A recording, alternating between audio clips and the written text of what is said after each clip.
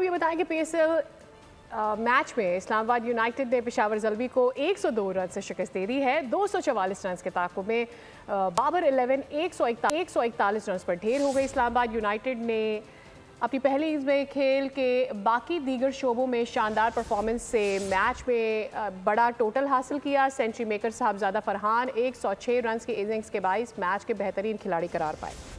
की मुहिम का आगाज मायूस कुन अंदाज में हुआ। कप्तान बाबर आजम एक बार फिर तवक्कुआत पर पूरा नहीं उतर सके। सिर्फ 1 रन बनाकर टीम को मुश्किलात में तन्हा छोड़ गए। साइम अय्यूब भी 6 रन से आगे नहीं बढ़ सके। 26 रन पर टॉप ऑर्डर का सफाया हुआ तो पेशावर ज़ल्मी की जीत का रहा सहा इम्कान भी खत्म हो गया। बाद में आने वाले बैटर्स ने अपनी सी कोशिश की जो नाकाफी इससे पहले इस्लामाबाद यूनाइटेड ने साहिबजादा फरहान की धुआंधार सेंचुरी की बदौलत 5 विकेटों पर 243 रन का टोटल स्कोर बोर्ड पर सजाया। साहिबजादा फरहान 13 चौकों और 5 छक्कों से सजे 106 रन के साथ नुमाया रहे। कॉलिन मुनरो 40, सलमान आगा 30, आजम खान 16 रन बनाकर आउट हुए।